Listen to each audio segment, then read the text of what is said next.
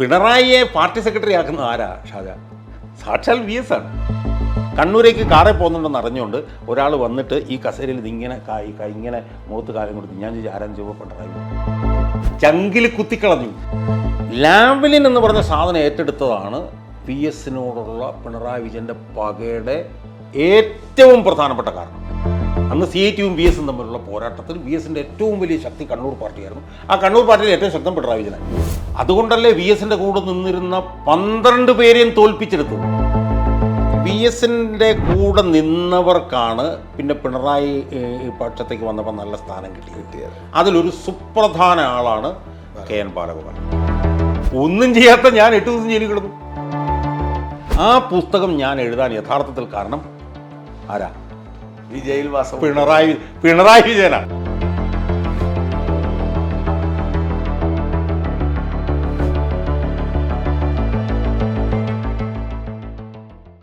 ഞാൻ കരുതി ഈ VSനെതിരെയുള്ള ഈ പിണറായിയുടെ നീക്കങ്ങൾ അന്നേ ഉണ്ടോ എന്ന് മുതൽ തുടങ്ങിക്കാണുന്നത്? അല്ല, അത് ശരിക്കും 2001 മുതലുണ്ട്. കാരണം ഈ പിണറായിയെ പാർട്ടി സെക്രട്ടറി ആക്കുന്ന ആരാ ഷാജാൻ? സാക്ഷാൽ VS ആണ്. അത് ഏത് വർഷം? അത് 98 മറ്റേ ചടയം ഗോവിന്ദൻ അർബുദം വന്ന് മരിച്ചില്ലേ? ഓക്കെ. അല്ല, അന്ന് ഇപ്പോൾ ഈ പിണറായി VSൻ്റെ വത്സല ശിഷ്യനാണോ? അന്ന് VSൻ്റെ ഏറ്റവും വലിയ ശക്തനായ കണ്ണൂരിലത്തെ വ്യക്താവല്ലേ? അന്ന് CIT ലോബിയാണ് മറുഭാഗം. അതാണ്. അന്ന് CITയും VSും തമ്മിലുള്ള പോരാട്ടത്തിൽ VSൻ്റെ ഏറ്റവും വലിയ ശക്തി കണ്ണൂർ പാർട്ടിയായിരുന്നു. ആ കണ്ണൂർ പാർട്ടിയിൽ ഏറ്റവും ശക്തം പിണറായി വിജയനാണ്. അങ്ങനെയാണല്ലോ പിണറായി VSൻ്റെ ശക്തി കണ്ണൂരായിരുന്നു. കണ്ണൂരായിരുന്നു CITനെതിരെ. ആ കണ്ണൂരത്തെ പാർട്ടിയിലെ ഏറ്റവും ശക്തനായിരുന്നു പിണറായി. അങ്ങനെയാണല്ലോ പിണറായി വിജയനെ കൈപിടിച്ച് കയറ്റുന്നത്. ഞാൻ പറഞ്ഞല്ലോ, അത് VSൻ്റെ ഒരു അടുത്ത ബന്ധു ആരാണെന്ന് ഞാൻ പറയുന്നില്ല, കേൾക്കുന്ന ആൾക്കാരാണെന്ന് മറ്റോ എന്നോട് പറഞ്ഞിട്ടില്ലെന്നറിയോ ഷാജാനെ, VS കണ്ണൂരത്തേക്ക് കാറേ അപ്പോൾ അന്ന് 1-2 കാറൊക്കെ അല്ലേ ഉള്ളൂ പാർട്ടി. കണ്ണൂരേക്ക് കാറേ പോകുന്നുണ്ടെന്ന് അറിഞ്ഞുകൊണ്ട് ഒരാൾ വന്നിട്ട് ഈ കസേരയിൽ ഇതിങ്ങനെ ഇങ്ങനെ മുഖത്ത് കാലം കൊടുത്തു. ഞാൻ ചോദിച്ചു ആരാൻ ചുവ പിണറായി വിജയൻ. കാരണം VSനോട് ആ കാറയിൽ കണ്ണൂർ വരെ പോകണം, മനസ്സിലായി? അപ്പോൾ അങ്ങനെ ഇത് ഏത് 90 റോഡ്? 98 മുമ്പ് മനസ്സിലായി. അപ്പം അങ്ങനെ ഗ്രൂം ചെയ്ത് VS കൊണ്ടുവന്നൊരു മനുഷ്യനാണ് VSനെ എന്താ ചങ്കിൽ കുത്തിക്കളഞ്ഞു. അല്ല, ഞാൻ ചോദിക്കുന്നത്, നിങ്ങൾ പ്രവർത്തിക്കാൻ തുടങ്ങുമ്പോഴൊക്കെ അവർ തമ്മിൽ അടുപ്പമാണ്? അല്ല, ഞാൻ പ്രവർത്തിക്കാൻ തുടങ്ങുന്നത് 2001-ലല്ലേ? 2098 പാർട്ടി സെക്രട്ടറി ആയ സമയം മുതൽ തന്നെ പിണറായി വിജയൻ VSനുള്ള പണി ആരംഭിച്ചു, മനസ്സിലായോ? 2001 ഇതൊരു ഫ്ലാഷ് പോയിന്റിൽ വരുന്നത് എങ്ങനെയാണ്? ലാവ്ലിൻ കേസിൻ്റെ ചില അരികും മുനയൊക്കെ പുറത്തു വരുന്നത് ഈ കാലഘട്ടത്തിലാണ്. ആ 2001-2006 കാലഘട്ടത്തിൽ VS ഏറ്റെടുത്ത ഏറ്റവും പ്രധാനപ്പെട്ട സമര പോരാട്ടം ലാവ്ലിനായിരുന്നു. അപ്പോൾ എന്നെ സത്യം പറഞ്ഞ ജയിലിലിടാൻ തന്നെ കാരണം എന്താണ്? ഈ ലാവ്ലിൻ്റെ മുഴുവൻ രേഖകളും സാധനങ്ങളും പൊക്കിക്കൊണ്ടുവന്നത് മുഴുവൻ ഞാനായിരുന്നു. ഞാൻ 98 ആ സമയത്ത് VSോട് സഹകരണം തുടങ്ങിയല്ലോ. എനിക്ക് സഹകരണം ഉണ്ടല്ലോ. അതെ, അപ്പോഴേ ഈ പിണറായിയുടെ മാറ്റം VS മനസ്സിലാക്കി സംസാരിക്കാൻ സംശയമൊന്നുമില്ല. വളരെ ഓപ്പണായിട്ട് എന്നോട് സംസാരിക്കുമായിരുന്നു. പ്രത്യേകിച്ച് 98-ന് ശേഷം VS ഓപ്പണായിട്ട് അത് സംസാരിക്കുമായിരുന്നു. പക്ഷേ ലാവ്ലിൻ എന്ന് പറഞ്ഞ സാധനം ഏറ്റെടുത്തതാണ് VSനോടുള്ള പിണറായി വിജയൻ്റെ പകയുടെ ഏറ്റവും പ്രധാനപ്പെട്ട കാരണം. കാരണം അത് ജയിലിൽ പോകാൻ വരെ കാരണമായിട്ടുള്ളൊരു സംഭവമാണ്. അത് പിന്നീട് VS നിരന്തരമായിട്ട് ഏറ്റെടുത്തു. അതുമായി ബന്ധപ്പെട്ട് പോളിറ്റ് ബ്യൂറോയ്ക്ക് അയച്ച കത്തുകൾ മുഴുവൻ തയ്യാറാക്കുന്നതിൽ പ്രധാനപ്പെട്ട പങ്ക് വഹിച്ചിട്ടുള്ളത് ഞാനായിരുന്നു. അതിൻ്റെ രേഖകൾ കളക്ട് ചെയ്തത്, ആ രേഖകൾ കളക്ട് ചെയ്ത കാര്യങ്ങളൊന്നും പലതും ഞാൻ ഇപ്പോഴും പുറത്ത് പറഞ്ഞിട്ടില്ല. പക്ഷേ ഇനി 2 ഡസനെങ്കിലും കത്തുകൾ VS ലാവ്ലിനുമായി ബന്ധപ്പെട്ട് എഴുതിയിട്ടുണ്ട്. പോളിറ്റ് ബ്യൂറോ ഒന്നും മൈൻഡ് ചെയ്തില്ലേ? ഒരെണ്ണം പോലും മൈൻഡ് ചെയ്തിട്ടില്ലല്ലോ. എന്ന് മാത്രമല്ല, പോളിറ്റ് ബ്യൂറോ എപ്പോഴും എല്ലാ കാലത്തും പിണറായി വിജയനൊപ്പമായിരുന്നു. പിന്നെ 2005 CAG റിപ്പോർട്ട് വന്നു. CAG റിപ്പോർട്ട് വന്നപ്പോഴത്തേക്ക് VS പറഞ്ഞതെല്ലാം ശരിയാണെന്ന് തെളിഞ്ഞു. മനസ്സിലായോ? അപ്പോഴൊക്കെ VSൻ്റെ പ്രധാന സമരായുധം ലാവ്ലിനല്ലേ. അപ്പോൾ അതിലൊക്കെ ഇയാളിങ്ങനെ പല്ലിറുമി ഈ പാർട്ടിയിൽ അത്രയും സ്വാധീനം ഉണ്ടെങ്കിൽ VSന് ഇതെങ്ങനെ പെട്ടെന്ന് പോകുന്നത്? പിണറായി എങ്ങനെയാണ് ഇത് പിടിച്ചെടുക്കുന്നത്? ശരി, അത് ഇതിനകത്തൊരു പ്രധാനപ്പെട്ട പ്രശ്നം തരും. VS അച്യുതാനന്ദൻ എന്ന് പറഞ്ഞ മനുഷ്യൻ്റെ കയ്യിൽ ഈ ഫിലോസഫിയും പ്രത്യയശാസ്ത്രം മാത്രമേ ഉള്ളായിരുന്നു, രാഷ്ട്രീയം മാത്രമേ ഉള്ളായിരുന്നു. അപ്പുറത്ത് വന്ന് നിൽക്കുന്നവൻ ഈ പാർട്ടി പിടിച്ചെടുക്കാൻ എന്ത് വേണേലും ഉപയോഗിക്കാൻ തയ്യാറായി നിൽക്കുന്നു. പെണ്ണിന് പെണ്ണോ അല്ലെങ്കിൽ കള്ളോ അല്ലെങ്കിൽ പൈസയോ. അതുകൊണ്ടല്ലേ VSൻ്റെ കൂടെ നിന്നിരുന്ന 12 പേരെയും തോൽപ്പിച്ചെടുത്തത്.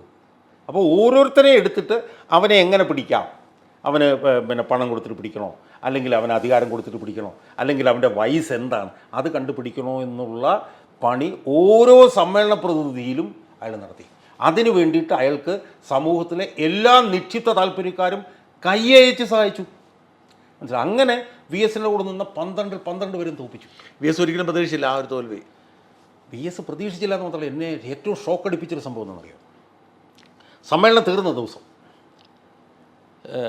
ഞങ്ങൾ സമ്മേളനത്തിന് മുമ്പിൽ ചെന്ന് നിന്ന് ഇപ്പോഴത്തേക്ക് എല്ലാവരും തോറ്റെന്ന് മനസ്സിലായി. അപ്പോൾ കുറേ കൂടെ വട്ടം തിരിഞ്ഞൊരു വലിയ കുന്നിൻ്റെ മുകളിൽ ആയിരക്കണക്കിന് ആളുകൾ പങ്കെടുക്കുന്ന പൊതുയോഗം നടക്കുക. ആ പൊതുയോഗത്തിന് ഞങ്ങൾ ചെന്ന് നോക്കുമ്പോൾ ഷാജ വി എസ് എന്താ ചെയ്യുന്നറിയോ? വി എസ് ഇങ്ങനെ മോലെന്ന് നിന്നങ്ങ് ഒന്നും സംഭവിക്കാത്ത പോലെ വി എസ് രാഷ്ട്രീയ പ്രസംഗം നടത്തുകയാണ്. കാരണം വി എസിൻ്റെ ജീവിതത്തിലെ ആദ്യ അവസാനമായി ഇത്രയും വലിയൊരു തിരിച്ചടി വി എസിന് ഇതിനു മുമ്പ് പിമ്പുണ്ടായിട്ടില്ല. അതൊന്നും ഞാൻ പറഞ്ഞു അത്തോളം മനുഷ്യനുണ്ടല്ലോ. എന്തൊരു ഫീലാന്ന്. ഇലക്ട്രിഫിക്കേഷൻ ഞാൻ പറയല്ല, പറഞ്ഞു കഴിഞ്ഞാൽ പഴയ പോലെ എന്നെ വിമർശിക്കും. അത് വേറൊരു മനുഷ്യനും കഴിയില്ല ഷാജ. കാരണം വേറെ ഏതെങ്കിലും മനുഷ്യരുടെ ബോധം കെട്ട് താഴെ വീഴും. കാരണം ഏതാണ്ട് ഒരു വർഷത്തെ പ്രവർത്തനത്തിൻ്റെ ഭാഗമായിട്ടാണ് ഈ ഭൂരിപക്ഷമായിട്ട് പോയത്. എന്നിട്ടാണ് അന്ന് പിറ്റേ ദിവസം മിന്നൽ പിണറായി എന്ന് പറഞ്ഞിട്ടായിരുന്നു മനോരമയുടെ ഹെഡ്ലൈൻ. മനസ്സിലായി? അപ്പം അതിലാണ് വി എസിനെ അങ്ങ്. അപ്പോൾ വി എസ് ഒന്നുമല്ലാതെ വരികയാണ് 2005 ഫെബ്രുവരിയിൽ. 2006 മെയ്യിലാണ് ഇലക്ഷൻ. അപ്പോൾ ഹരിലാൽ എന്നോട് പറഞ്ഞാൽ ജനങ്ങളെ മുന്നിരുന്നു. ഞാൻ പറഞ്ഞാൽ ഹരി ഇതെന്താടാ ഹരി നീ പറയുന്നത്? കാരണം ഇനി എന്ത് ചെയ്യാൻ, ഇനി ഒരു വർഷമേ ഉള്ളൂ. എന്ന് മാത്രമല്ല പാർട്ടി പിണറായിയിലേക്ക് പോയി കഴിഞ്ഞു. ഇനി എന്ത് ചെയ്യാൻ പറ്റും വി എസിന്? അപ്പോൾ ഹരിലാലാണ് സത്യം പറഞ്ഞാൽ ആ ഊർജ്ജം മുഴുവൻ എനിക്ക് തരുന്നത്. അന്ന് മുതൽ അങ്ങോട്ട് ഇറങ്ങിയിട്ട് ഓരോ ചെറിയ എനിക്ക് അതൊക്കെ കൊണ്ടാണ് ഈ വി ഡി സതീശനോടൊക്കെ പരമ പൂച്ചവും ദേഷ്യവും. കാരണം വി എസ് അന്ന് ഈ ഓരോ സമര പോരാട്ടങ്ങൾക്ക് ഇറങ്ങുമ്പോഴും ഷാജ വി എസിന് 81-82 വയസ്സാണ്. ഇയാൾക്ക് 58 വയസ്സേ ഉള്ളൂ. ഇപ്പോൾ ഓരോ കാര്യമായിട്ട് ചെല്ലുമ്പോഴത്തേക്കും ചോദിക്കും നമുക്കിത് കോടതിയിലോട്ട് എടുക്കാൻ പറ്റുമോ? ഇന്നെന്താ നമ്മുടെ പ്രസ്താവന? ഇന്ന് നമുക്ക് പ്രസ്താവന കൊടുക്കണ്ടേ? ആ സഭ അത് ഞായറാഴ്ച, എന്നാലും ഞായറാഴ്ച നമുക്ക് കൊടുക്കണം. ഇന്നെന്താ പത്രസമ്മേളനം? ഈ നിലയിൽ അയാളങ്ങോട്ട് നിന്ന് അങ്ങോട്ട് പെരുത്ത് കയറി ഇലക്ഷനിലേക്ക് പോയി. ഭയങ്കരമായിട്ടോ ഈ ഓർമ്മകൾ. പോളിറ്റ് ബ്യൂറോ മീറ്റിങ്ങിന് പോകുന്നു. അപ്പം അന്ന് വീട്ടിലിപ്പം ഈ ലാൻഡ് ഫോൺ മാത്രമല്ലേ ഉള്ളൂ. അപ്പോൾ എന്ത് സംഭവിക്കുന്നൊരു പിടിയില്ല. കാരണം എല്ലാവരും എതിർത്ത് നിൽക്കുകയാണല്ലോ. അങ്ങനെ 2-ാം ദിവസം രാവിലെ ഒരു 11 മണിയാകുമ്പോഴത്തേക്കും ഫോൺ വരുന്നു. അപ്പോൾ പോയി എടുക്കാനും പേടി, എടുക്കാതിരിക്കാനും പറ്റുന്നില്ല. കാരണം ഇയാളാണെന്നുള്ളത് ഉറപ്പാണ്. അവിടെ ചെന്നിരുന്ന് കസേര കയറിയിരുന്ന് ഫോൺ എടുത്ത് വിളിച്ചു. ഹലോ, മനസ്സിലായി? എന്താ സാറേ? കുറച്ച് നേരം നിശബ്ദത. ഒന്നും നടക്കില്ല കേട്ടോ. അപ്പോൾ ഏതാണ്ട് ഒരു ഹാർട്ട് ബീറ്റ് ആയിട്ട് ചത്ത പോലെ തോന്നിയത്. അപ്പോൾ ചോദിച്ചു എന്താ സാറേ? മനസ്സിലായില്ല. ഇല്ല, ഒന്നും നടക്കില്ല. അപ്പോൾ ഇങ്ങനെ ഇരുന്നു. ഒന്ന് കുറച്ച് കഴിഞ്ഞിട്ട് ഹലോ എന്ന് പറഞ്ഞ് വിളിച്ചു. അപ്പോൾ എന്ത് ചെയ്യൂ ഇനി എന്ന് ചോദിച്ചു. അപ്പോൾ ഇതൊക്കെ ഞാനങ്ങ് പറയുകയാണ്. ഇലക്ഷൻ കഴിഞ്ഞതിന് ഇലക്ഷൻ തൊട്ട് മുമ്പ് വെച്ചാൽ സ്ഥാനാർത്ഥി നിർണയം. അപ്പോൾ എനിക്കറിയില്ല. എന്നോട് പറഞ്ഞു ഷാജാൻ അറിയാമല്ലോ എന്താ ചെയ്യേണ്ടതെന്ന്. അങ്ങ് ഇറങ്ങി അങ്ങ് വെച്ച് പോകാൻ പറഞ്ഞു. ഞാൻ ശരിക്കും എൻ്റെ ശരീരത്തിൽ എന്തോ ഈ മറ്റേ പിന്നെ വിജയ് സിനിമയിലൊക്കെ ഈ ഇടി കൊണ്ട് കിടന്നിട്ട് അവസാനം ഇങ്ങനെ എഴുന്നേറ്റ് വരിക, അതുപോലെ അങ്ങ് പോയിട്ട് പിന്നെ എന്താ ചെയ്തത്? പിന്നെ ആളുകളുമായിട്ട് ബന്ധപ്പെട്ടു, അവരുമായിട്ട് സംഘാടന സാധനങ്ങളൊക്കെ നടന്നു. പിന്നെ എന്തായിരുന്നു അവസാനം പറ്റില്ല എന്ന് പറഞ്ഞപ്പോഴത്തേക്ക് ആളുകളങ്ങ് റോഡിലോട്ട് ഇറങ്ങി. എന്നിട്ട് ഒറ്റ ഒരു സംഭവം കൂടെ പറഞ്ഞ് അവസാനിച്ചോ. എന്നിട്ട് ആ തെരഞ്ഞെടുപ്പിലും ഇങ്ങനെ പ്രസംഗ പര്യടനത്തിൽ ഞാനുണ്ടല്ലോ. അതൊരു അല്ല എനിക്ക് മനസ്സിലാത്ത, അതായത് ഈ തെരഞ്ഞെടുപ്പിൻ്റെ സ്ഥാനാർത്ഥി നിർണ്ണയമാണോ? സ്ഥാനാർത്ഥി നിർണ്ണയത്തിലാണല്ലോ അവസാനം ജനങ്ങൾ ഇറങ്ങിയിട്ട് ഇയാളെ സ്ഥാനാർത്ഥിയാക്കേണ്ടി വന്നത്. അപ്പോൾ ഇദ്ദേഹത്തെ ആക്കണ്ടെന്നായിരുന്നു തീരുമാനം. ആക്കണ്ടായിരുന്നു പോളിറ്റ് ബ്യൂറോ തീരുമാനം. അതാണ് ഫോണിൽ കൂടെ എന്നോട് പറഞ്ഞത്. അത് കഴിഞ്ഞ് ജനം ഇറങ്ങി ഇയാളെ ആക്കി കഴിഞ്ഞപ്പോഴത്തേക്കും ഇയാൾ പര്യടനം തുടങ്ങി. ആ പര്യടനത്തിലെ ഒരു അനുഭവം മാത്രം പറഞ്ഞിട്ട് ഞാൻ അവസാനിപ്പിച്ചോളാം. ആ പര്യടനത്തിൽ പുള്ളിയുടെ പുറകിൽ കാറിൽ ഞാനും പിന്നെ സെക്യൂരിറ്റിയൊക്കെ ഉണ്ട്. പേഴ്സണൽ സ്റ്റാഫിൽ നിന്ന് ഒരാൾ പോയത് ഞാൻ മാത്രമേ ഉള്ളൂ. അന്ന് പിണറായി മത്സരിച്ചില്ല. ഇല്ല, പുള്ളി മാത്രമല്ലേ മത്സരിച്ചുള്ളൂ. 2006 പിണറായി പാർട്ടി സെക്രട്ടറി ആയിട്ട് തുടർന്നു. ഒരു ദിവസം 7 മണിയാകുമ്പോഴത്തേക്കും. അപ്പോൾ എന്തായിരുന്നായിരിക്കും അന്നത്തെ അവരുടെ ആലോചന? പിണറായി തന്നെ ആവാനായിരിക്കും കിട്ടിയാൽ? അല്ല, അങ്ങനെയില്ല. കാരണം വെച്ചാൽ അത്രയും വലിയൊരു അഭീവൽ വന്നുള്ളൂ ജനത്തിൻ്റെ. അതുകൊണ്ട് ഇയാളങ്ങ് പുറകോട്ട് അങ്ങോട്ട് മാറി. ആവാൻ പരമാവധി പോളിറ്റ് ബ്യൂറോയിൽ ശ്രമിച്ചു. പക്ഷേ ഇത് വന്നു കഴിഞ്ഞപ്പോഴത്തേക്കും മാറി. മാരാരിക്കുളത്തോട്ട് പോവുകയാണ് ഞങ്ങൾ പൊതുയോഗത്തിന്. അപ്പം ഒരു എൽ ഷേപ്പ് വഴിയാണ്. L shape. ആ എൽ ഷേപ്പിൽ ഇവിടെയാണ് പിന്നെ സമ്മേളന സ്ഥലം. അപ്പോൾ എൽ ഷേപ്പിൽ ഞങ്ങളിങ്ങനെ നേരെ പോകുമ്പോഴത്തേക്ക് ആ റോഡിലൊന്നും ആരുമില്ല. ഒരു 7-7:15 മണി. എൻ്റെ ഷാജ വലത്തേക്ക് അങ്ങോട്ട് തിരിഞ്ഞൊരു 5 മിനിറ്റ് 10 മിനിറ്റ് കഴിഞ്ഞപ്പോൾ ഒരു 100-500 പേര് വന്ന് ഈ കാറിൻ്റെ മുകളിലോട്ട് അങ്ങ് വീണു. കൊണ്ണേ കൊരളെ VS എന്നൊക്കെ പറഞ്ഞ് ഹിസ്റ്റീരിയ. ബോധമില്ല. മദ്യപിച്ചിട്ടൊന്നുമില്ല. അവരുടെ ഇയാളെ കണ്ടോണ്ട് ഇയാളെ സമനില പോവുക. അപ്പം ഭ്രാന്താണെന്നുള്ള മനസ്സിലായി ആളുകൾ. VS ഇങ്ങനെ കാലിങ്ങോട്ട് പുറത്തേക്ക് പറഞ്ഞ് VS ഇറങ്ങല്ലേ എന്ന് പറഞ്ഞു പുറത്ത്. എന്നിട്ട് ഞങ്ങൾ പോലീസുകാരും ഞാനും എല്ലാം കൂടെ ചേർന്ന് വലിയൊരു കോർഡൻ ഉണ്ടാക്കി ഞങ്ങളിങ്ങനെ അതിനകത്തൂടെ VSനെ കൊണ്ടുവരികയാണ്. പുറകിൽ നിന്ന് ആളുകൾ ഇടിക്കുന്നു, കരയുന്നു, VS പൊന്നേ കരളെ എന്നൊക്കെ പറയുന്നു. ഇവിടുന്ന് അത്രയും ദൂരം നടന്ന് സ്റ്റേജിൽ കയറ്റിയിട്ട് ഞാൻ നേരെ വന്ന് ഒരു മതിലെ ചാരി നിന്ന് നോക്കുമ്പം കണ്ണാടിയില്ല, വാച്ചുമില്ല, ചെരുപ്പുമില്ല, ഒന്നുമില്ല, ഇങ്ങനെ നിൽക്കുക. അപ്പോൾ ഇതാണ് അന്നത്തെ ഒരു ഒരു ഒരു ഒരു ഒരു ഹിസ്റ്റീരിയ ആളുകളുടെ, മനസ്സിലായോ? ആ ഹിസ്റ്റീരിയയുടെ പുറത്ത് മുഖ്യമന്ത്രിയായ മനുഷ്യനോടാണ് ഇപ്പോഴും ആളുകൾക്ക് 10-18 വർഷം കഴിഞ്ഞിട്ടും ഒരു ആരാധന. അത് കഴിഞ്ഞ് ഇലക്ഷൻ കഴിഞ്ഞപ്പോൾ അപ്പോഴും പുള്ളിയെ വെട്ടാൻ നീക്കം നടന്നില്ലേ? ഇല്ല. അല്ല, അത് കഴിഞ്ഞിട്ട് പിന്നെ സ്ഥിരമായിരുന്നല്ലോ. VS മുഖ്യമന്ത്രി ആക്കാതിരിക്കാൻ ശ്രമം നടന്നു. ഇല്ലില്ല, മുഖ്യമന്ത്രി ആക്കാതിരിക്കാൻ പിന്നെ പറ്റാത്ത അവസ്ഥ വന്നു. പക്ഷേ അതിൻ്റെ പക തീർത്തത് എങ്ങനെയാണെന്ന് ചോദിച്ചു കഴിഞ്ഞാൽ അയാളെ കൊണ്ട് ഒരു കാര്യം സ്വന്തമായി ചെയ്യിപ്പിച്ചില്ല. അതിന് മുമ്പ് എങ്ങനെയാണ് ഷാജാൻ പുറത്താവുന്നത്? അല്ല, അതിന് മുമ്പെന്ന് പറഞ്ഞു കഴിഞ്ഞാൽ ഇലക്ഷൻ കഴിഞ്ഞാണോ? ഇലക്ഷൻ കഴിഞ്ഞു. ഇലക്ഷൻ കഴിഞ്ഞ് ഇയാൾ മുഖ്യമന്ത്രി, VS മുഖ്യമന്ത്രിയായി 1-2 ആഴ്ച കഴിഞ്ഞപ്പം എന്നെ പുറത്താക്കി. കാരണം എന്താ വെച്ചാൽ ഇതിനകത്ത് പ്രധാനപ്പെട്ട ഒരു റോള് നമ്മളാണല്ലോ വഹിച്ചത്. അപ്പോൾ അതുകൊണ്ട് എനിക്കൊന്നത് ഒരു പിണറായിയുടെ ആവശ്യമായിരുന്നിരിക്കണം. അല്ല, പിണറായിയുടെ ആവശ്യമാണല്ലോ. കാരണം VS മുഖ്യമന്ത്രി ആയി കഴിഞ്ഞാൽ പിന്നെ VSന്റെ സ്റ്റാഫിനെ പാർട്ടിയല്ല തീരുമാനിക്കുന്നത്. ഓക്കെ. അപ്പോൾ സ്വാഭാവികമായി ഞാൻ സ്റ്റാഫിലേക്ക് വന്നു കഴിഞ്ഞാൽ അതിനേക്കാളും ദോഷമാവും. അങ്ങനെ ബാലഗോപാലിനെയൊക്കെ അവിടെ കൊണ്ടുവരികയും ചെയ്തു പിന്നീട്. അപ്പം സ്വാഭാവികമായി എന്നെ പാർട്ടി പുറത്താക്കി കഴിഞ്ഞാൽ പിന്നെ എന്നെ പാർട്ടി പദവി തരാൻ പറ്റും. അതായത് VS അല്ല പുറത്താക്കിയത്. അല്ല, VSന് അതിനകത്ത് ഒരു റൂളും ഇല്ലെന്ന് മാത്രമല്ല, VS ആ സമയങ്ങളിലൊക്കെ VSന് ഭയങ്കര ടെൻഷനായിരുന്നു. VSന് BP കൂടുക വരെ ചെയ്തു എന്ന് എനിക്ക് VSന്റെ കുടുംബത്തിൽ നിന്ന് വിവരം കിട്ടിയിട്ടുണ്ട്. ഉൾപ്പെടുത്താൻ പറ്റാത്ത. കാരണം ഒരു സുപ്രഭാതത്തിലല്ലേ നമ്മൾ, കാരണം 5 ദിവസവും നമ്മൾ ഈ പറഞ്ഞ പോലെ ഒരു കുടുംബം പോലെ VSുമായിട്ട് കഴിഞ്ഞ് VSന്റെ പിന്നെ മുഖ്യമന്ത്രി സ്ഥാനത്തേക്കുള്ള വരവിലൊക്കെ തന്നെ നമ്മൾ വലിയ നിർണായകമായി പങ്കുവെച്ച് ഒരു ദിവസം നമ്മളെ അങ്ങ് വെട്ടി 2 കഷ്ണമാക്കി മാറ്റി. പാർട്ടി പുറത്താക്കിയോ? എന്താ ചെയ്തേ? പാർട്ടിയിൽ നിന്ന് പുറത്താക്കി. എന്താരോട് എന്ത് ചോർത്തി? പാർട്ടിയിൽ നിന്ന് പുറത്താക്കിയതെന്ന് പറഞ്ഞു കഴിഞ്ഞാൽ മലപ്പുറം സമ്മേളനത്തിൽ വാർത്താ ചോർത്തി എന്ന് പറഞ്ഞിട്ട് ഓക്കെ എന്നും പറഞ്ഞിട്ട് വലിയ കുറ്റാരോപണമൊക്കെ ഉണ്ടായിരുന്നു. ഇപ്പം ഞാൻ കുറ്റപത്രം എടുത്ത് വെച്ചിരുന്നു. ഞാനൊന്ന് വീട്ടിൽ ഇന്നെടുത്ത് നോക്കുമായിരുന്നു. ആ കുറ്റപത്രം എൻ്റെ ഇപ്പോഴും ഇരിപ്പുണ്ടെന്ന് പുറത്താക്കിയത്. അപ്പോൾ അങ്ങനെ പാർട്ടിയിൽ നിന്ന് പുറത്താക്കി. പാർട്ടിയുടെ എന്ത് ഘടകത്തിലുണ്ട്? അത് പാർട്ടിയുടെ അന്ന് ശരിക്കും ദീർഘകാലം ഉണ്ടായിരുന്നത് AKG സെൻറ്ററിൽ ഒരു ബ്രാഞ്ച് ഉണ്ടായിരുന്നു. ആ ബ്രാഞ്ച് സ്റ്റേറ്റ് കമ്മിറ്റിയുടെ നേരെ കൺട്രോളിലുള്ള ബ്രാഞ്ചായിരുന്നു. ശരി. MA ബേബി ആയിരുന്നു ആ ബ്രാഞ്ചിൻ്റെ ചുമതലക്കാരൻ. ആ ബ്രാഞ്ചിലാണ് ദീർഘകാലം ഉണ്ടായിരുന്നത്. അങ്ങനെ പാർട്ടിയിൽ നിന്ന് പുറത്ത് പോയി കഴിഞ്ഞപ്പോഴത്തേക്ക് പിന്നെ VSന് പിന്നെ ഒന്നും ചെയ്യാതെ പറ്റാതെ. പക്ഷേ VS മുഖ്യമന്ത്രി ആയിരുന്ന സമയങ്ങളിൽ ഒക്കെ തന്നെ VSന്റെ ഓഫീസുമായിട്ട് നല്ല ബന്ധമായിരുന്നു. 2010 പിന്നീട് VSമായി ബന്ധപ്പെട്ടുകൊണ്ട് ചില വ്യത്യസ്ത അഭിപ്രായങ്ങൾ ഞാൻ പുറത്ത് പറയുന്നത്. അല്ല, 2011 വരെ മുഖ്യമന്ത്രിയായിരുന്നു. ഈ കാലയളവിൽ അപ്പോൾ സുരേഷ് കുമാർ വന്നു, ജോസഫ് മാത്യു വന്നു, എല്ലാവരും വന്നു. പക്ഷേ ഷാജാൻ മാത്രം ഔട്ടായി. കാരണം വെച്ചാൽ അവരെ വേറെ രീതിയിൽ അവർ വന്നു. അപ്പോൾ IT അഡ്വൈസറായിട്ട് ജോസഫ് C. മാത്യു വന്നു. VS ഈ മൂന്നാർ കയ്യേറ്റവുമായി ബന്ധപ്പെട്ടുകൊണ്ട് പിന്നെ സുരേഷ് കുമാറിനെ കൊണ്ടുവന്നു, മനസ്സിലായി. അപ്പോൾ അങ്ങനെ അത്തരം പ്രശ്നങ്ങളൊക്കെ കുറേ വിസ്റ്റാൻഡ് ചെയ്യാൻ VSന് കഴിഞ്ഞു. പക്ഷേ പ്രധാന കുന്തമുന ഞാനായിരുന്നതുകൊണ്ട് ഞാൻ ഒരു കാരണവശാലും വരരുത് എന്നുള്ളതുണ്ടായിരുന്നു. പക്ഷേ ഞാൻ ഈ പൊതുപ്രശ്നങ്ങളിലെല്ലാം തന്നെ 2010 വരെയെങ്കിലും വിഷയങ്ങൾ VSന്റെ ശ്രദ്ധയിൽ പല പ്രധാനപ്പെട്ട വിഷയങ്ങൾ, അതിപ്പോഴും ഞാനത് അങ്ങനെ പുറത്തു പറയാൻ ഉദ്ദേശിക്കുന്നില്ല. ഈ ഹരിലാൽ വന്നോ? ഇല്ല, ഹരിലാൽ അന്നേരം വന്നില്ല. എനിക്ക് തോന്നുന്നു ആദ്യത്തെ ആ 2006-11 കാലഘട്ടത്തിൽ ഹരിലാൽ പ്ലാനിംഗ് ബോർഡിൽ ഉണ്ടായിരുന്നു എന്ന് എനിക്കൊരു സംശയമുണ്ട്. എന്തായാലും ബാലഗോപാൽ പക്ഷേ അപ്പോഴും പിണറായിയുടെ ആളാണ്. ബാലഗോപാൽ VSന്റെ കൂടെ നിന്നവർക്കാണ് പിന്നെ പിണറായി പക്ഷത്തേക്ക് വന്നപ്പോൾ നല്ല സ്ഥാനം കിട്ടിയത്. അതിലൊരു സുപ്രധാന ആളാണ് KN ബാലഗോപാൽ. കാരണം VSന്റെ ഒരു നിർണായകമായിട്ടുള്ള കൈയാളായിരുന്നു ബാലഗോപാൽ. അതുപോലെ തന്നെ വേറൊരു കൈയാളായിരുന്നു ശ്രീരാമകൃഷ്ണൻ. ആ ശ്രീരാമകൃഷ്ണന് പിന്നെ അപ്പോൾ VSന്റെ കൂടെ നിന്നിട്ട് ഇപ്പുറത്തേക്ക് ചാടിയവർക്കാണ്. ഇപ്പോൾ നിങ്ങൾ ബാലഗോപാലിൻ്റെ കാര്യം തന്നെ ഷാജന നിർത്തേ. ബാലഗോപാൽ സത്യത്തിൽ എൻ്റെ ഫ്രണ്ട് ഹരിലാലിൻ്റെ അനിയനാണ്. പക്ഷേ ഒരു സാധാരണ നേതാവെന്നുള്ള നിലയിൽ അല്ലാതെ വലിയ കഴിവുള്ളൊരു നേതാവായിട്ടൊന്നും ഞാനിതുവരെ കണ്ടിട്ടില്ല. ഏത് ഇലക്ഷൻ നിന്നാലും തോക്കുക എന്നുള്ളതായിരുന്നു ബാലഗോപാലിൻ്റെ. പക്ഷേ ബാലഗോപാലിൻ്റെ രാഷ്ട്രീയ വളർച്ച നോക്കി ബാലഗോപാൽ VSന്റെ പൊളിറ്റിക്കൽ സെക്രട്ടറിയായി. അതിന് മുമ്പ് SFI DYFI അഖിലേന്ത്യാ പ്രസിഡന്റ്, ഞാനതൊക്കെ എടുക്കുന്നില്ല.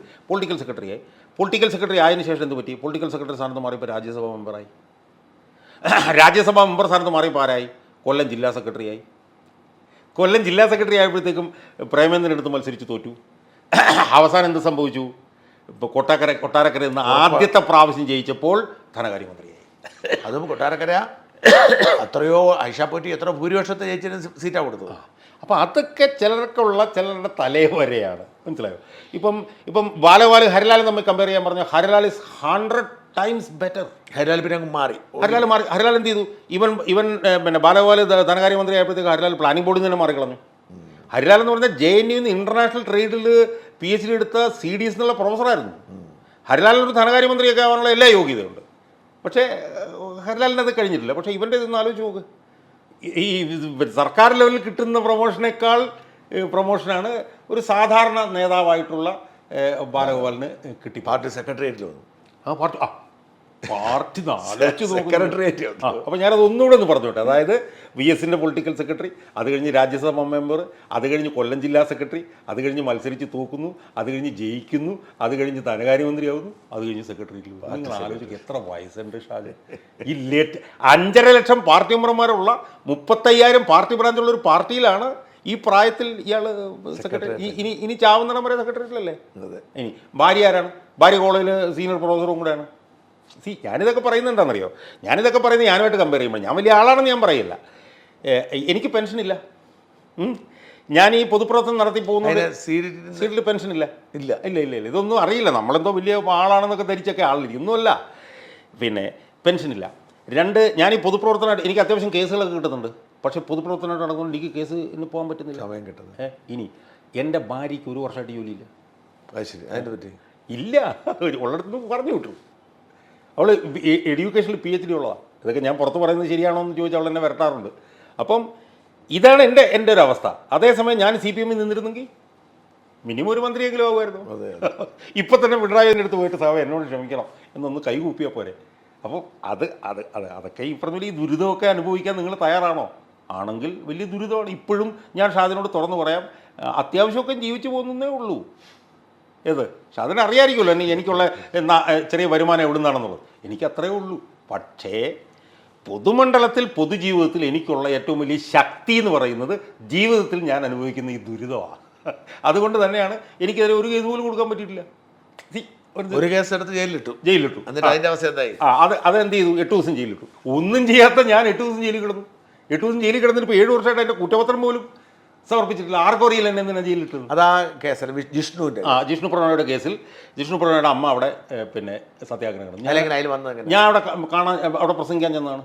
ഞാനന്ന് രാവിലെ മംഗളം ചാനലിലിരിക്കുക. അന്ന് മംഗളത്തിൽ നമ്മുടെ അജിത് കുമാറിനെയൊക്കെ ജയിലിട്ട വിഷയത്തിൽ ചർച്ചയും കഴിഞ്ഞ് ഞാൻ അവിടെ വരുമ്പോഴത്തേക്ക് ഇവരെ നിലത്ത് കൂട്ടി ചവിട്ടുന്നു. ഞാൻ സൈഡിലോട്ട് നോക്കുമ്പോഴത്തേക്കും ബിജു എന്നും പറഞ്ഞിട്ടൊരു ഒരുത്തനുണ്ടല്ലോ, ഒരു SP ബൈജു അയാൾ ഷാജർ ഖാനെ ഇങ്ങനെ പടലേക്ക് വിളിച്ച് തള്ളുന്നു. അപ്പോൾ ഞാൻ ചോദിച്ചത് എന്താണ് സുഹൃത്ത് നിങ്ങൾ ഇങ്ങനെ തള്ളാവും, നിങ്ങൾ അറസ്റ്റ് ചെയ്യുന്നെങ്കിൽ അറസ്റ്റ്, നീ ആരാടാന്ന് ചോദിച്ചു. ഞാൻ പറഞ്ഞു ഞാൻ VSന്റെ സെക്രട്ടറി. കയറാന്ന് പറഞ്ഞു വണ്ടിയിലേക്ക്. VSന്റെ പേര് പറഞ്ഞ അപ്പോഴേ കയറ്റിയിട്ടന്ന് വൈകിട്ട് വരെ കൊണ്ടുപോകണമെന്ന്. രാത്രി ആണ് പൂജപ്പുര ജയിലിൽ കൊണ്ടുവരുന്നത്. നായിലെങ്ങാണ്ട് വന്ന് ചായ പിടിച്ചുകൊണ്ടിരുന്ന ആലോചിച്ച് നോക്ക്. സ്വാമി പറഞ്ഞത് സ്വാമി നേരത്തെ DGPയുടെ അപ്പോയിൻമെന്റ് എടുത്തിട്ട് വന്നപ്പോൾ ചായ പിടിക്കാൻ അവിടെ ബഹളം കണ്ടോണ്ട് എത്തി നോക്കിയതാന്ന് പറഞ്ഞു. കേരളാതോടെ കൊണ്ടുപോയി. 8 ദിവസം ഞങ്ങൾ അവിടെ കിടന്നു. പിന്നെ ഞാനതിനകത്ത് ഞാൻ ഭാഗ്യം ചെയ്തവനാണെന്ന് പറയുന്നത് എന്താണെന്നറിയോ? ആ 8 ദിവസത്തിനിടയിൽ ഞാൻ വല്ല തല്ലുകൂടി ചത്തു പോയിരുന്നെങ്കിൽ. കാരണം ഷാദിൻ ജയിലിൽ കിടക്കാത്തതുകൊണ്ട് ഷാദിന് ജയിലിൽ അറിയില്ല. ഞാൻ കുറച്ച് ജയിലിൽ ഞാൻ പറഞ്ഞുതരാം. അതായത് നമ്മൾ ജയിലിൽ ചെല്ലുമ്പോഴത്തേക്ക് നമുക്ക് ഈ കൺവിക്സ് അല്ലാതെയാണ് നമ്മൾ ചെല്ലുന്നുള്ളതുകൊണ്ട് നമുക്ക് ഒരു ചൗക്കോളം എന്ന് പറഞ്ഞൊരു സാധനമുണ്ട്, ഒരു കമ്പിളി പുതപ്പ്, അത് തരും. പിന്നെ ഒരു പ്ലേറ്റും തരും, 2 ഗ്ലാസും തരും. ഇതുകൊണ്ട് നമ്മൾ സെല്ലിലേക്ക് പോവാം. രാത്രി തടവുകാരെ പുറത്തിറക്കാൻ ഒന്നുമില്ല കേട്ടോ. അതെനിക്കറിയില്ല, പൊളിറ്റിക്കൽ പ്രിസണേഴ്സ് ആയതുകൊണ്ടാണെന്ന് എനിക്കറിയില്ല. അപ്പോൾ രാത്രി ഇവർക്ക് ഭക്ഷണം കൊടുക്കില്ല. കാരണം ഈ തടവുകാരെ രാത്രി ഇറക്കി വിട്ട് കഴിയുമ്പോൾ അത് എല്ലാം ചാടിപ്പോയാലും. അപ്പോൾ നമ്മൾ 4 മണിയാകുമ്പോഴത്തേക്ക് നമ്മൾ ഈ പാത്രമായിട്ട് നമ്മൾ അവിടെ പോയി ഇങ്ങനെ നിൽക്കുകയാണ്. അണ്ണന്മാരത് കോരി. അപ്പോൾ എല്ലാവരും ഇങ്ങനെ ഇതിലാണ് നിൽക്കുന്നത്, ക്യൂവിൽ. അപ്പം നമുക്കാണെങ്കിൽ ഒടുക്കത്തെ കലിപ്പാണ്. കാരണം എന്ന് വെച്ചാൽ നമ്മളൊന്നും ഒരു പുല്ലും ചെയ്യാതെ നമ്മളെ കൊണ്ടുവന്ന് ജയിലിലിട്ടിരിക്കുകയാണ്. ആ കലിപ്പിൽ നമ്മൾ നിൽക്കും. ആ കലിപ്പിൽ നമ്മൾ നിൽക്കുമ്പം ഏതെങ്കിലും തടവുകാരൻ നമ്മളെ പ്രകോപിച്ചാൽ നമ്മൾ തിരിച്ചടിക്കുമ്പോൾ എന്ത് സംഭവിക്കും? ഇവന്മാർ 5-6 പേരും കൂടി നമുക്കിട്ട് നല്ല ചവിട്ട് വന്നു കഴിഞ്ഞാൽ നമ്മൾ പോയില്ലേ. നാളെ ഞാൻ ചത്തുപോയി കഴിഞ്ഞാൽ പിണറായി വളരെ എളുപ്പം. തടവുകാർ വേറെ ആൾക്കാരൊക്കെ ഉണ്ട്, ക്രിമിനലുണ്ട്. വിചാരണ തടവുകാരാണല്ലോ നമ്മുടെ കൂടെ ഉള്ളവർ. ആ വിചാരണ എത്ര പേരുണ്ട് ആ സെല്ലിൽ? നിറച്ച ആളുകളുണ്ട്. അതായത് ഞങ്ങൾ ചെല്ലുന്ന ദിവസം 32 പേരുള്ള ഒരു പിന്നെ ഇതിലാണ് എന്നെ കൊണ്ടുവന്ന്. ഈ സാധാരണ കേസുകളെ പ്രതികളെല്ലാം 32 പേരുണ്ട്. അപ്പോൾ കയറിയോണ്ട് തന്നെ ഒരു സീനിയർ തടവുകാരനാണല്ലോ ഇതെല്ലാം നിയന്ത്രിക്കുക. അവിടെ പോയി അകത്തുള്ള തടവുകാരൻ, അകത്തുള്ള ഒരു തടവുകാരിൽ സീനിയർ തടവുകാരനാണ് ആ സെല്ലിലെ കാര്യങ്ങൾ നിയന്ത്രിക്കുന്നത്. ആരാണെങ്കിലും നിങ്ങളാണെങ്കിലും. അപ്പോൾ അങ്ങനെ ഉണ്ടെങ്കിൽ അവിടെ ഇരുത്തിയിട്ട് ഞാനിങ്ങനെ നോക്കുമ്പോൾ എൻ്റെ 4 പിന്നെ തടവുകാരൻ അപ്പുറത്ത് നിൽക്കുന്ന ഒരുത്തൻ എഴുന്നേറ്റ് ഇങ്ങനെ നിൽക്കുകയാണ്. തടവുകാരൻ അതിഭീകരമായ സോറിയാസിസ് ആണ്. അദ്ദേഹം കംപ്ലീറ്റ് ഇതാണ്, ചൊടിയാണ്. അപ്പോൾ അയാൾക്ക് ഈ അസ്വസ്ഥത കാരണം അയാൾക്ക് കിടന്നുറങ്ങാൻ പറ്റുന്നില്ല. അയാൾ ഇങ്ങനെ നടന്ന് ബാത്റൂമിലേക്ക് പോകും, തിരിച്ചു വരും, ബാത്റൂമിലേക്ക് പോകും, തിരിച്ചു വരും. അപ്പോൾ ഞാനിവിടെ കിടക്കുകയാണ്, ഇയാൾ ഇങ്ങനെയാണ് നടന്നു പോകുന്നത്. അപ്പോൾ ഞാനിങ്ങനെ നോക്കിക്കൊണ്ടിരിക്കുകയാണ്. കാരണം വെച്ചാൽ ഈ ചൊറിയൊക്കെ ആയിട്ട് എൻ്റെ ദേഹത്തോളം വീഴുമെന്നുള്ള പേടിയാണ്. അങ്ങനെ ഒരു 10-30 തവണ അയാൾ അവിടെ പോകും, ഇവിടെ വന്നിരിക്കും, അവിടെ പോകും. ഇന്ന് രാത്രി ഞാൻ ഉറങ്ങായിരുന്നു. അങ്ങനെ രാവിലെ ഞങ്ങൾ എല്ലാവരും കൂടെ ഭയങ്കര വിഷയമാക്കി. പിറ്റേ ദിവസം ഞങ്ങളെ 4 പേരും കൂടെ ഒരു മുറിയിലാക്കി. അന്ന് മുതൽ പിന്നെ ഇതുണ്ടായില്ല. പിന്നെ എനിക്കൊരു വലിയ അഡ്വാൻറ്റേജ് ഉള്ളതെന്ന് വെച്ചാൽ അപ്പോൾ നിങ്ങൾ മറ്റേ 3 പേര് ഈ സെല്ലിലുണ്ടായിരുന്നു ആദ്യ ദിവസം? ഞങ്ങളെല്ലാവരും ഉണ്ട്. അപ്പോൾ എനിക്കുള്ള ഏറ്റവും വലിയ ഗുണം എന്താണെന്ന് ചോദിച്ചാൽ ഞാൻ തോക്കുസ്വാമിയുണ്ട് അല്ലേ? തോക്കുസ്വാമിയുണ്ട്, ഷാജർ ഖാൻ്റെ ഭാര്യ മിനിയുണ്ട്, പിന്നെ ഒരു SCCയുടെ പ്രവർത്തകനുണ്ട് ശ്രീകുമാർ. അങ്ങനെയാണ് നിങ്ങൾ 4 പേര്. പക്ഷേ എനിക്കുണ്ടായ ഒരു വലിയ അഡ്വാൻറ്റേജ് എന്താണെന്ന് ചോദിച്ചു കഴിഞ്ഞാൽ ഞാനന്ന് LLBക്ക് പഠിക്കുകയായിരുന്നു. എനിക്ക് 2 പരീക്ഷ ഉണ്ടായിരുന്നു. അപ്പോൾ ഞാൻ 2ാം ദിവസം ഭാര്യയെ വിളിച്ചിട്ട് നമ്മുടെ അനിൽ നായരുടെ ഗൈഡ് നല്ല കൂടെ കൊണ്ടുവരാൻ എന്നിട്ട് രാവിലെ ഒരു 3 മണി 4 മണിയാകുമ്പോഴേ ഇതെടുത്ത് വായിക്കാൻ തുടങ്ങും. ഇവിടെ നമ്മൾ എങ്ങനെ പാ വിരിച്ച് കിടക്കുക? പായുണ്ട് അല്ല, ചൗക്കാളം. ചൗക്കാളമുണ്ട്. തലയണയുണ്ടോ? തലയണയുണ്ട്. അല്ല, തലയണയില്ല, ചൗക്കാളം 2 ഉണ്ട്. ഒന്ന് വിരിക്കാനും ഒന്ന് തലയെ വെക്കാനും. എന്നിട്ട് അപ്പുറത്തൊരു ചെറിയ ബാത്റൂം. ഫാനുണ്ടോ? ഫാനുണ്ട്, ചെറിയൊരു ബാത്റൂമുണ്ട്. അങ്ങനെ നിൽക്കുക. അപ്പോൾ ഇത് പഠിച്ചുകൊണ്ടിരുന്നതുകൊണ്ട് വേറെ ഒന്നിലും ശ്രദ്ധിച്ചില്ല. 2 പരീക്ഷ എഴുതി, ഒന്ന് ജയിക്കുകയും ചെയ്തു, ഒന്ന് ഫസ്റ്റ് റാങ്ക് ഒന്ന് ഫസ്റ്റ് ക്ലാസ് കിട്ടുകയും ചെയ്തു. അപ്പം ഇത് ശരിക്കും പഠിച്ചുകൊണ്ടിരുന്നതുകൊണ്ടാണ്. അല്ലെങ്കിൽ നമ്മൾ ടെൻഷനായി പോയനെ. കാരണം എന്താണെന്നറിയോ ഷാജി, ഇതിനകത്ത് ഈ തടവുകാരുടെ പെരുമാറ്റം എങ്ങനെയായിരുന്നു? ഭയങ്കര സ്നേഹമായിരുന്നു. കാരണം എന്താണെന്നറിയോ, പുറമേയുള്ള പത്രത്തിൽ മുഴുവൻ നമ്മളെക്കുറിച്ച് ദിവസം വാർത്ത വന്നുകൊണ്ടിരിക്കുകയല്ലേ. അതിവിടെ വായിക്കാം. അപ്പോൾ ഇത് കംപ്ലീറ്റ് പത്രം വായിക്കുകയും അപ്പോൾ നമ്മൾ അപ്പുറത്ത് കിടക്കുന്ന നമ്മളെന്തോ വലിയ സെലിബ്രിറ്റി കിടക്കുന്ന പോലെയൊക്കെ ആയതുകൊണ്ട് രക്ഷപ്പെട്ടു. പക്ഷേ ഇതിനകത്ത് ഏറ്റവും അടിസ്ഥാനപരമായ പ്രശ്നം എന്നറിയോ ഷാജ, ഈ കൺഫൈൻമെൻ്റ് എന്ന് പറഞ്ഞൊരു സാധനമുണ്ട്. നമുക്കിപ്പോൾ എല്ലാ സൗകര്യങ്ങളും തന്നിട്ടാണെങ്കിലും നമ്മളൊരു 4 ദിവസം കൂട്ടിയിട്ട് കഴിഞ്ഞാൽ 4ാം ദിവസവും നമ്മൾ അപ്സെറ്റ് ആവും. ലിബർട്ടി, ഇതാണ് നമ്മുടെ പ്രശ്നം. പക്ഷേ ഈ പുസ്തകം ഉണ്ടായിരുന്നതുകൊണ്ട് വേറൊന്നും, പുസ്തകം അനുവാദം തന്നു, പുസ്തകം തന്നു. അതുകൊണ്ടാണ് ശരിക്കും രക്ഷപ്പെട്ടു പോയത്. അല്ലെങ്കിൽ രാവിലെ ഒന്ന് പൂട്ടിയിട്ട് പോവാണോ, ഇനി വൈകിട്ട് തുറക്കുള്ളല്ലോ എന്നൊക്കെ എല്ലാം പൂട്ടിയിട്ട് പോകും. പൂട്ടി ഓടാമ്പലിട്ടിട്ട് അങ്ങ് പോയി കഴിഞ്ഞാൽ പിന്നെ മനസ്സിലായി. ഈ അവിടെ 6-7 ദിവസം കിടക്കുന്ന അത് ആലോചിച്ച്. ഇനി വളരെ ചെറിയ സംഭവം പറയും, നമ്മളെ പെട്ടെന്ന് ജയിലാക്കിക്കൊണ്ട് ആൾ നമ്മളെ കാണാൻ വരികയാണല്ലോ. അപ്പോൾ നമുക്ക് റിമാൻഡ് തടവുകാരൻ 1410 കാണാൻ ആൾ വന്നിരിക്കുന്നു എന്ന് പറയുന്നത് തന്നെ നമ്മൾ എഴുന്നേറ്റ് താഴെ പോയി കണ്ടിട്ട് തിരിച്ച് വന്ന് അവിടെ ഇരിക്കും. ഇരുന്ന് കഴിഞ്ഞ് 10 മിനിറ്റ് കഴിയുമ്പോൾ അടുത്ത ആൾ വരും. മടുക്കുന്നതിൻ്റെ അല്ല, ഈ താങ്ങി എഴുന്നേക്കാനൊന്നുമില്ല. അപ്പോൾ കൈ താങ്ങി വേണം നമ്മൾ ഓരോ തവണ എഴുന്നേക്കാൻ. ഇതൊരു 4-5 തവണ ആയി കഴിയുമ്പോഴത്തേക്ക് നമ്മുടെ കൈ, കാരണം നമ്മൾ സാധാരണ ഇതിൽ ഇരുന്ന് കഴിഞ്ഞാൽ എവിടെയെങ്കിലും താങ്ങിയല്ലേ എഴുന്നേക്ക്, ഇത് താങ്ങാനൊന്നുമില്ല. അപ്പോൾ ഇത്രയും ചെറിയ വിഷയമാണെങ്കിൽ ഇതങ്ങ് വല്ലാതെ നമ്മൾ മനസ്സിൽ വെച്ച് കൈയൊക്കെ അവസാനം ഭയങ്കര വേദന രാത്രി. പക്ഷേ 3 മണിയാകുമ്പോഴത്തേക്ക് ഉമ്മാറി അടുക്കളയിൽ നിന്നുള്ള കൊട്ട് കേൾക്കും, ഈ മെസ്സ്. അപ്പം നമ്മളങ്ങ് എഴുന്നേറ്റിട്ട് പിന്നെ ഈ പുസ്തകം, യഥാർത്ഥത്തിൽ ഈ പുസ്തകം വായന ഉള്ളതുകൊണ്ടും മക്കളുടെയും അമ്മയുടെയും ഒക്കെ പിന്നെ ഭാഗ്യമുള്ളതുകൊണ്ടും ഒരുത്തരും നമ്മളെ ചവിട്ടിക്കൊന്നില്ല. പിന്നെ ഉണ്ടായ ഏറ്റവും വലിയ അഡ്വാൻറ്റേജ് എന്ന് പറഞ്ഞാൽ 3 ദിവസം 4 ദിവസം കഴിഞ്ഞപ്പോഴത്തേക്കും അമ്മ നിരാഹാരം ആരംഭിച്ചു വീട്ടിൽ. അപ്പോൾ അമ്മയ്ക്ക് അന്നത് 78-79 വയസ്സാണ്. അപ്പോൾ അതിൽ ആകെപ്പാടെ ടെൻഷനായി. അമ്മ അന്ന് നിരാഹാരം തുടങ്ങിയില്ല. അപ്പോൾ എൻ്റെ ഭാര്യയും ഒക്കെയാണ് ഭയങ്കരമായിട്ട് അമ്മയെ ആ കാര്യത്തിൽ സപ്പോർട്ട് ചെയ്തുകൊണ്ടിരുന്നത്. അങ്ങനെ തുടങ്ങിയതുകൊണ്ട് പിന്നെ എന്നെ ഇരുത്തി കഴിഞ്ഞാൽ ഇനി അവർക്ക് വല്ലതും പറ്റിപ്പോയാലും എന്ത് ചെയ്യും. അങ്ങനെയാണ് ശരിക്കും 6-7 ദിവസം കഴിഞ്ഞപ്പോൾ തന്നെ പുറത്ത് വരുന്നത്. അല്ലെങ്കിൽ പിന്നെ നമ്മൾ 14 ദിവസം വരുമ്പോൾ കിടക്കേണ്ടി വരും. അത് 8 ദിവസം കഴിഞ്ഞ് എഴുന്നേറ്റത് ഈ അമ്മ ഇങ്ങനെ കിടന്നുകൊണ്ടാണ്. ഈ ജയിലിലെ ഭക്ഷണം എപ്പോഴാണ് എങ്ങനെയാണ്? നല്ല ഭക്ഷണമാണ്. രാവിലെ 10 മണിക്കൊരു ഭക്ഷണം, പിന്നെ വൈകിട്ട് 4 മണിക്ക് ഭക്ഷണം. 2 നേരം ഉള്ളൂ. മട്ടൺ, ചിക്കൻ 2 നേരം ഉള്ളൂ. 3 നേരം ഒന്നും രാത്രി ഇറക്കില്ല. കാരണം രാത്രി ഈ തടവുകാർ ഇറങ്ങിക്കഴിഞ്ഞാൽ രാവിലെ 10 മണിക്കും പിന്നെ വൈകിട്ട് 4 മണിക്കും 2 നേരം. കാരണം രാത്രി ഇറക്കാൻ പറ്റില്ലല്ലോ ഇവരെ. അപ്പോൾ അതുകൊണ്ട് പക്ഷേ പ്രശ്നം എന്താണെന്നറിയോ, ഒരു ദിവസം രാത്രി വൈകിട്ട് 4 മണിക്ക് അടച്ചിട്ട് പോയി കഴിഞ്ഞാൽ പിന്നെ രാവിലെ 10 മണിക്ക് തുറക്കുള്ളൂ. അപ്പോൾ ഇത്രയൊക്കെ വരുള്ളൂ ഈ ജയിലിൽ. വഴക്കൊക്കെ ഉണ്ടാക്കാൻ തോന്നില്ല. അത് പിന്നെ എല്ലാം വളരെ സുഹൃത്തുക്കളല്ലേ. ഈ തോക്കുസ്വാമിയായിട്ട് മാത്രം നമ്മൾ വലിയൊരു അടുപ്പത്തിന് അങ്ങനെ അങ്ങ് പോയില്ല. എന്നാലും വളരെ ഒരു സ്നേഹത്തിലാണ് കിടക്കുന്നത്. ഷാജർ ഖാനും ഭാര്യയില്ല, ഭാര്യ ഞങ്ങളുടെ കൂടെ അല്ലായിരുന്നു കേട്ടോ. ഭാര്യ മറ്റേ അട്ടക്കുളങ്ങര ജയിലിലായിരുന്നു. ഞാനും ഷാജർ ഖാനും ശ്രീകുമാറും തോക്കുസ്വാമിയായിരുന്നു. പക്ഷെ അത് എന്തൊക്കെ പറഞ്ഞാലും ജീവിതത്തിൽ ഭയങ്കര അനുഭവമായിരുന്നു കേട്ടോ. കാരണം എന്താണെന്നറിയോ ഷാജി, ഈ ജീവിതത്തിൽ ജനങ്ങളെ സംബന്ധിച്ചിടത്തോളം ഈ ജയിൽ ഭയങ്കര ഭയമാണ്. എന്തൊക്കെ ജയിലിൽ കിടക്കുക എന്ന് പറഞ്ഞാൽ, ഇത് ജയിലിൽ നമ്മൾ 5-6 ദിവസം കിടന്നുകൂടി ആ പേടി അങ്ങ് പോയി. ഒരിക്കലും പ്രതീക്ഷിച്ചില്ല ജയിലിലാവുന്ന അവിടെ ചെല്ലുമ്പോൾ. എങ്ങനെ നിങ്ങളൊന്ന് ആലോചിച്ച് നോക്കൂ. രാവിലെ അതിൻ്റെ രസം എന്ന് പറഞ്ഞാൽ ഇറങ്ങി പോയപ്പോഴത്തേക്ക് ജുബൈക്കിട്ട് രാവിലെ ഇറങ്ങിയപ്പോൾ എന്നോട് ഭാര്യ ചോദിച്ചു, നിങ്ങൾ എവിടെ പോവാ? പിന്നെ അപ്പം ഞാൻ പറഞ്ഞിടവി ഞാനൊരു സത്യാഗ്രഹം കാണാനായിട്ട് ടീച്ചർ. പോലീസുകാരൊന്നും പിടിച്ചോണ്ട് പോകാൻ നോക്കിക്കോണം കേട്ടോ ഭാര്യ എന്ന് പറഞ്ഞതാ, കരുതാക്ക്. അപ്പോൾ അവളത് ഇപ്പോഴും അവൾ പറഞ്ഞിരിക്കും. പക്ഷെ അതൊരു വലിയൊരു അനുഭവം. കാരണം എന്താണെന്നറിയോ പക്ഷേ അത് ഇപ്പം എങ്ങനെയാണ് നമ്മൾ ജയിലിൽ പോകാം? ഒന്നുകിൽ ആരെങ്കിലും കുത്തി കൊല്ലുവോ, അല്ലെങ്കിൽ ആരെങ്കിലും അടിക്കുമോ, ഇതൊക്കെ ചെയ്തിട്ട് വേണം ജയിലിൽ പോകാൻ. നമുക്കൊന്നും ചെയ്യാത്തതുകൊണ്ട് അങ്ങനെ ജയിലിൽ പോകാനുള്ള അവസരം ഇല്ലല്ലോ. അപ്പോൾ അതുകൊണ്ട് ഇല്ലാതെ ഒരു 6-7 ദിവസം ജയിലിൽ കിടക്കാൻ പറ്റി എന്നുള്ളത് ആ അർത്ഥത്തിൽ ശരിക്കും പിണറായി വിജയനോട് എനിക്ക് വളരെയധികം നന്ദിയുണ്ട്. ഇനി പിണറായി വിജയനോട് അതിനേക്കാൾ നന്ദിയുള്ള വേറൊരു കാര്യം ഞാൻ പറയാം. അത് പ്രസംഗത്തിൽ പറഞ്ഞു ഷാജഹാൻ അല്ല, അത് പിണറായി വിജയൻ പറഞ്ഞത്. എനിക്ക് പിണറായി വിജയനോട് നന്ദിയുള്ള വേറൊരു കാര്യം കൂടെ ഞാനിപ്പോൾ വെളിപ്പെടുത്താം. അതായത് എന്നെ അറസ്റ്റ് ചെയ്തപ്പോഴത്തേക്ക് എന്നെ ജോലിയിൽ നിന്ന് സസ്പെൻഡ് ചെയ്തു. കാരണം അറസ്റ്റ് ചെയ്യുന്ന ആളെ ജോലിയിൽ നിന്ന് സസ്പെൻഡ് ചെയ്തു. എന്നെ CDT നിന്ന് സസ്പെൻഡ് ചെയ്തു. 6 മാസക്കാലം പകുതി ശമ്പളത്തിൽ ഇരിക്കണം. അങ്ങനെ ഇരിക്കുന്ന സമയത്ത് എനിക്ക് വെറുതെ ഇരിക്കുന്ന സ്വഭാവം ഇല്ലാത്തതുകൊണ്ട് ഈ കമ്പ്യൂട്ടറിൽ ഇങ്ങനെ പരതിക്കൊണ്ടിരിക്കുക. അത് ഈ ഗുലാത്തി സാറൊക്കെ ആയിട്ടിരുന്നപ്പോഴത്തേക്കും കിട്ടിയൊരു സ്വഭാവം. അങ്ങനെ നോക്കുമ്പോഴത്തേക്കും ഈ കേന്ദ്ര ഗവൺമെൻറ് ഡിപ്പാർട്ട്മെൻറ്റ് ഓഫ് ജസ്റ്റിസിൻ്റെ ഒരു വലിയ ഡാറ്റാ ബാങ്ക്, ഇന്ത്യയിൽ ഒരു 100-100 ജഡ്ജിമാരുടെ ഒരുപാട് ഡീറ്റെയിൽസ്. ഞാൻ ആ ഡീറ്റെയിൽസ് എല്ലാം എടുത്ത് അതിനകത്തൊരു 10-35-40 ടേബിൾസ് ഉണ്ടാക്കി. വീട്ടിൽ കുത്തിയിരിക്കുകയാണ്, വേറെ പണിയില്ല, കാരണം പിണറായി സസ്പെൻഡ് ചെയ്തിരിക്കുകയാണ്. ആ ടേബിൾസ് ആണ് പിന്നീട് തോംസൺ റോയിറ്റർ എന്നും പറഞ്ഞ് ലോകത്തെ തന്നെ ഏറ്റവും പ്രധാനപ്പെട്ട ഒരു പബ്ലിഷിംഗ് കമ്പനിയുണ്ട്. റോയിറ്റർ അറിയാലോ. അവർ judges of the high courts of India a quantitative analysis എന്ന് പറഞ്ഞിട്ട് ഇത് പുസ്തകമാക്കിയത്. 235 പേജുള്ള പുസ്തകം. ആ പുസ്തകം ഇന്ന് ലോകത്തെമ്പാടും വിറ്റുകൊണ്ടിരിക്കുക. തോംസൺ റോയിറ്ററിൻ്റെ ഹൈക്കോടതി ഇന്ത്യയിൽ 25 കോടതികളിൽ 625 ഹൈക്കോടതി ജഡ്ജിമാരെ കുറിച്ചിട്ടുള്ള ഇന്ത്യയിലെ ഏക പുസ്തകമാണ് ആ പുസ്തകം. ആ പുസ്തകം ഞാൻ എഴുതാൻ യഥാർത്ഥത്തിൽ കാരണം ആരാ? ഈ ജയിൽവാസം പിണറായി വിജയനാണ്. കാരണം പിണറായി വിജയൻ എന്നെ ജയിലിലിടുകയും എന്നെ സസ്പെൻഡ് ചെയ്യുകയും ചെയ്തുകൊണ്ടാണ് എനിക്ക് ആ പുസ്തകം എഴുതാൻ.